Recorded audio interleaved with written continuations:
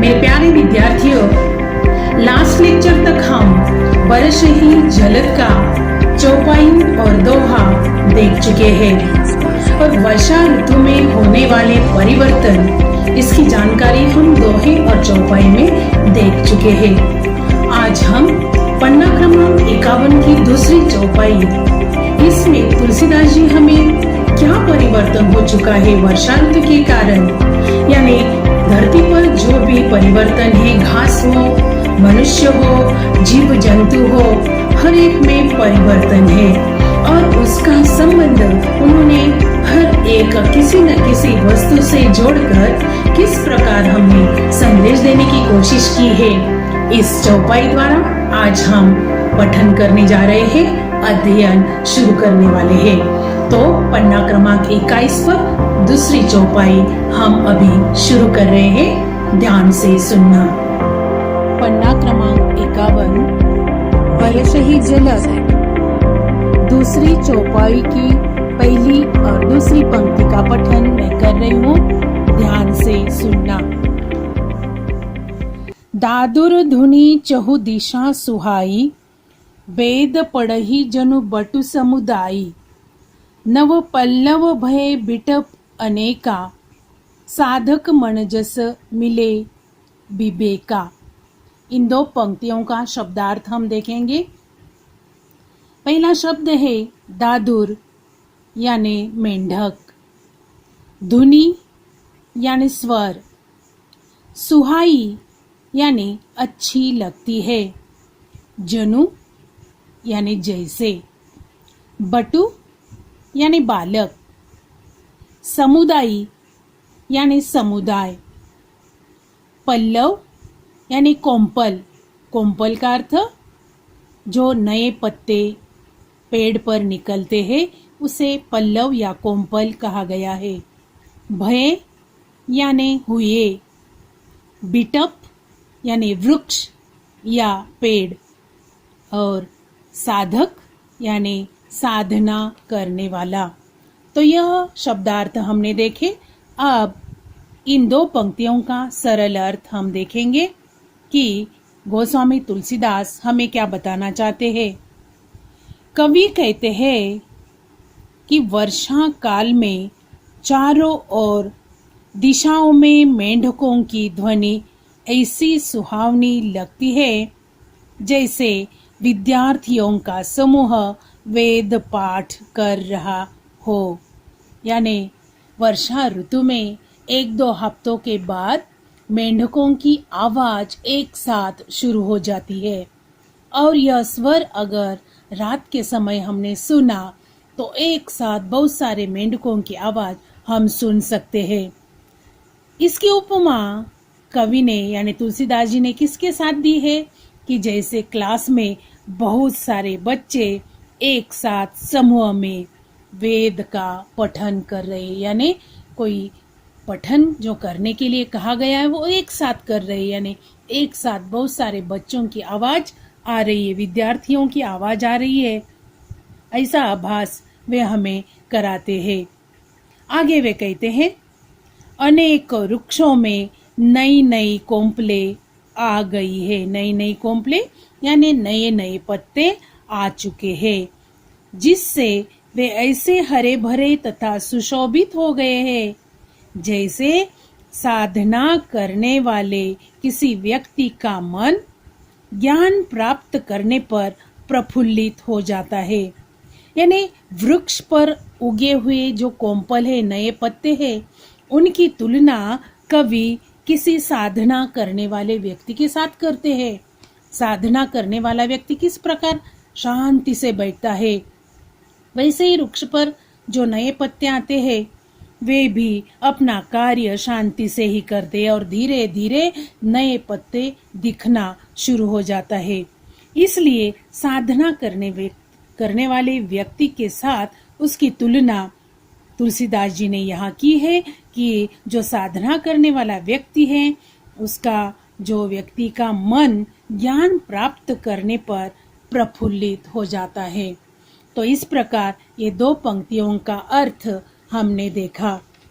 उससे आगे हम देखेंगे दूसरी दो पंक्तियां। अर्क जवास पात बिनु भयऊ, जस सुराज खल उद्यम गयऊ, खोजत कतहु मिलई नहीं धुरी, करई क्रोध जिमि धर्म ही दूरी। शब्दार्थ हम देखेंगे। अर्क यानी मदार, जवास यानी जवासा, पात यानी पत्ते, भयऊ यानी हुए, सुराज यानी अच्छा राज, उद्यम यानी कार्य, कतहु यानी कहीं भी, धूरी यानी धूल और धर्म ही यानी धर्म को। ये हो गए शब्दार्थ। इससे आगे तुलसीदास जी क्या बताते हैं हम देखेंगे। दूसरी दो पंक्तियां जिसका पठन अभी मैंने किया। बरसात के दिन है, इसलिए बरसात के दिनों में क्या होता है, मदार और जवासा के पौधे पत्तों से रहित हो गए हैं। यानी ये वृक्ष के नाम है मदार और जवासा, और वे पत्तों से रहित हो गए हैं, यानी उसके पत्ते निकल चुके हैं। उन्हें देखकर ऐसा लगता है मानो अच्छे शासक के राज्य में दुष्टों का धंधा जाता रहा हो। यानी पुराने पत्ते निगल गए हैं, टूट पड़े हैं, छूट पड़े हैं और नए पत्तों का आना शुरू हो चुका है। यानी दुष्टों का धंधा अब खत्म हो चुका है। ऐसा दृश्य वहाँ कवि हमें दिखाते हैं। आगे वे कहते हैं धूल खोजने पर भी कहीं नहीं मिलती है। यानी बरसात के दिनों में जो धूपकली में जो धूल हम सहते हैं, धूल इधर उधर जमा हो जाती है, वह धूल बरसात के दिनों में कहीं भी नजर नहीं आती। यानी दुष्टों का नाश हो जाता है। जैसे क्रोध धर्म को दूर कर देता है, उसी तरह वर्षा ने धूल को नष्ट कर दिया है। यानी इसका उदाहरण देते हुए यानी वर्षा ऋतु का परिवर्तन यहाँ तुलसीदास जी हमें बताते हैं। और जैसे ही वे कहते हैं कि हमारी जो विवेक बुद्धि है, यानी जो पेड़ वगैरह नजर आते हैं, यह सब क्या हो चुके हैं, अब नए नए दिखाई देने लगे, हरे भरे हो चुके हैं। और यहाँ जो कार्य करने वाले हैं वे अच्छा राज जहाँ पैदा हो चुका है ऐसा नजर आ रहा है। ऐसा तुलसीदास जी हमें कहते हैं। नेक्स्ट हम देखेंगे ससी संपन्न सोह मही कैसी, उपकारी के संपत्ति जैसी, निसी तमघन खद्योत बिराजा, जनु दम्भिन्न कर मिला समाजा। ससी संपन्न सोह मही कैसी का इन लाइन से हम शब्दार्थ देखेंगे। ससी यानी अन्न, उसके बाद सोह यानी शोभायमान, निसी यानी रात, घन यानी घने, खद्योत यानी जुगनू जो रात के समय चमकते हुए छोटे छोटे कीड़े रहते हैं और प्रकाश दिखता है, बाद में फिर वे मिट जाते, उसे कहा गया है खद्योत। उसके बाद है दम्भिन्न यानी घमंडियो, जिनके पास घमंड भरा हुआ है, गर्व से जो भरे हुए हैं। और इसका अर्थ हम देखेंगे, सरल अर्थ इन दो पंक्तियों का। कवि आगे कहते हैं कि अनाज से युक्त यानी हरी भरी खेती नजर आती है बरसात के दिनों में, तो अनाज से युक्त पृथ्वी कुछ इस प्रकार शोभायमान हो रही है जैसे उपकार करने वाले व्यक्ति शोभायमान होते हैं। यानी जो उपकार करते हैं, अपना कार्य करते रहते हैं, वे अति शोभित नजर आते हैं। अनाज जैसा खेतों में बरसात के दिनों में हरा भरा दिखाई देता है, ऐसे ही उपकार करने वाले व्यक्ति भी अपना कार्य करते हुए शोभायमान होते हैं। दूसरा उदाहरण उन्होंने दिया है रात का। रात के अंधकार में जुगनू चारों ओर दिखाई दे रहे हैं, यानी बरसात के दिनों में छोटे छोटे कीटक भी इकट्ठे होने लगते हैं और उसमें उन्होंने जुगनू का यह संदेश हमें दे दिया है कि अंधकार में जुगनू चारों ओर दिखाई दे रहे हैं। उन्हें देखकर ऐसा लगता है जैसे घमंडियों का समूह एकत्र हो गया है। यहाँ जुगनू को घमंडी कहा गया है। क्यों कहा गया है? क्योंकि जुगनू क्या करता है? अपना प्रकाश दिखाता है और बंद हो जाता है, यानी एक क्षण में क्या हो जाता है? अंधेरा फैल जाता है और उसी अंधेरे में एक क्षण में तुरंत प्रकाश नजर आता है, इसलिए उसे घमंडी कहा गया है। तो इस प्रकार ये दो पंक्तियों का सरल अर्थ हमने देखा है। उसके आगे हम देखेंगे क्या है। कृषि निरावही चतुर किसाना, जिमी बुध तजही मोह मदमाना, देखी अत चक्रबाक खग नाही, कलीही पाई जिमी धर्म पराही। शब्दार्थ हम देखेंगे। निरावही यानी निराला, निराना यानी घास फूस छील कर जो निकाला जाता है उसे निरावही कहा गया है। बुध यानी विद्वान, बुद्धिमान। माना यानी सम्मान। तो इस प्रकार आगे दिया गया है चक्रबाक। चक्रबाक यह एक पक्षी है, चकवा जिसका नाम है। खग यानी पक्षी। उसके बाद शब्द है पराही। पराही यानी भाग जाता है। ये हो गए शब्दार्थ। अब हम सरल अर्थ देखेंगे। कभी आगे कहते हैं, तुलसीदास जी आगे कहते हैं कि चतुर किसान, कृषि शब्द वहां दिया है, कृषि यानी किसान। तो चतुर किसान अपनी फसलों की निराई कर रहे हैं। निराई करना यानी फसल अब तैयार हो चुकी है और वे काटने के लिए तैयार हो गए हैं। तो अपनी फसल वे क्या कर रहे हैं? उसमें उगी हुई घास फूस जो है यानी कचरा जो अनुपयोगी है उसे वे निकाल कर फेंक रही, यानी साफ सफाई चल रही है। और अपनी खेती में जो अनाज उगा हुआ है उसकी देखभाल वे कर रहे हैं। इसे देखकर ऐसा लगता है, वे कहते हैं जैसे विद्वान लोग मोह मद माया इनका त्याग कर रहे हो। यानी यह विद्वान, जैसे कि खेती में उगा हुआ अनाज जो है वह विद्वान है और जो घास फूस उगी हुई है वह घास जो अनुपयोगी है। उदाहरण दिया है कि विद्वान लोग मोह मद माया का त्याग करते हैं, यानी इस घास को जो अनुपयोगी है उसे यह विद्वान मोह मद माया त्यागते हैं। इससे इनका संबंध उन्होंने जोड़ा है। आगे कहा गया है बरसात के दिनों में चक्रवाक पक्षी कहीं नहीं दिखाई दे रहे हैं। चक्रवाक एक पक्षी ऐसा है कि बारिश जब शुरू हो जाती है तो पहली बारिश जब जो होती है वह पक्षी क्या करता है? खग यहाँ कहा गया है।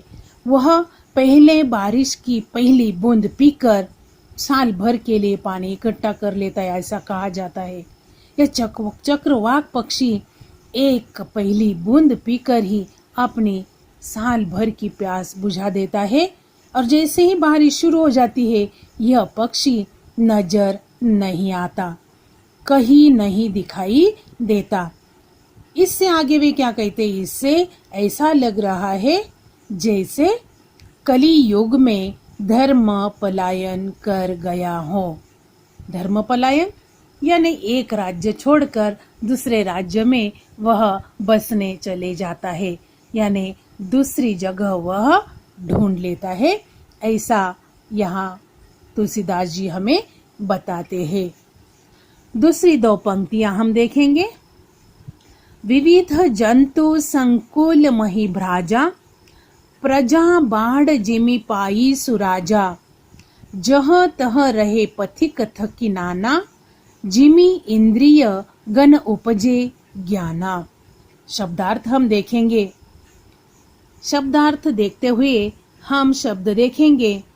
मही यानी पृथ्वी। भ्राजा, भ्राजा का अर्थ है शोभायमान होना।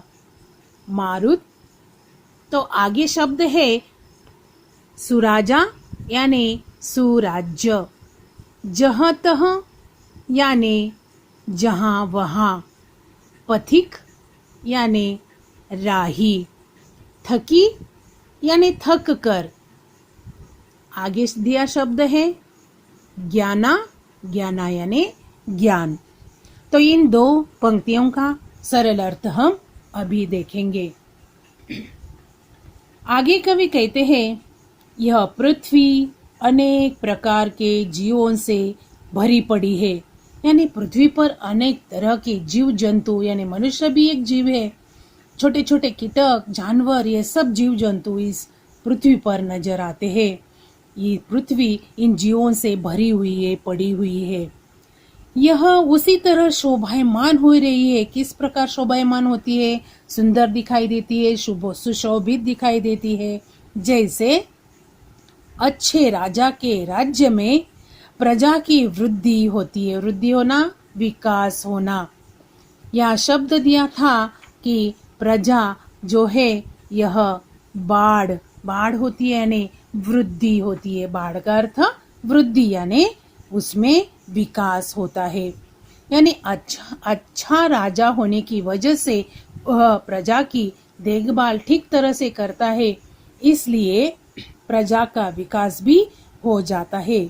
आगे वे कहते हैं, जह तह यानी यहाँ वहाँ, अनेक राही थक कर इस तरह ठहरे हुए हैं। किस तरह है? जैसे मनुष्य को ज्ञान प्राप्त होने पर इंद्रियां शिथिल हो जाती, यानी अति कष्ट होने पर शरीर का एक एक अंग थक जाता है, यानी इंद्रियों थकान महसूस करते हैं। यानी हम पूरा शरीर थकान जैसी महसूस करता है। इसी तरह वे कहते हैं, जैसे मनुष्य ज्ञान प्राप्त होने पर उनकी इंद्रिय शिथिल हो जाती है और विषयों की ओर जाना छोड़ देती है। जितना ज्ञान प्राप्त हुआ वहां तक ही वे रुक जाती है, आगे बढ़ना नहीं चाहती। यानी कार्य करते हुए मनुष्य थक भी जाता है। तो हमने यहाँ देखा कि हर एक पद में, तो गोस्वामी तुलसीदास जी ने यानी चौपाई जो मैंने अभी आपको समझाई, यानी दादुर धुनी चहु से लेकर उपजे गण उपजे ज्ञाना तक, इन 10 पंक्तियों का शब्दार्थ और सरल अर्थ मैंने आपको समझाया है। एक बार इसे ध्यान से पढ़ो और शब्दों को ध्यान में रखो।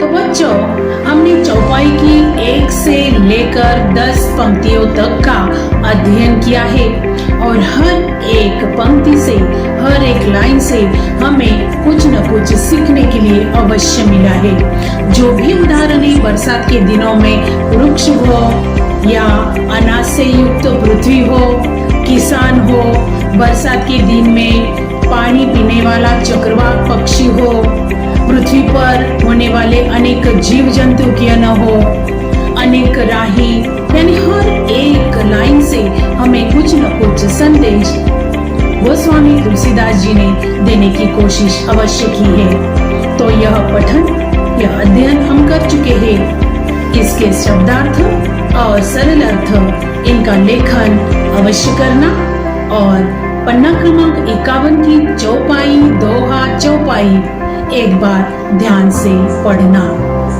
धन्यवाद।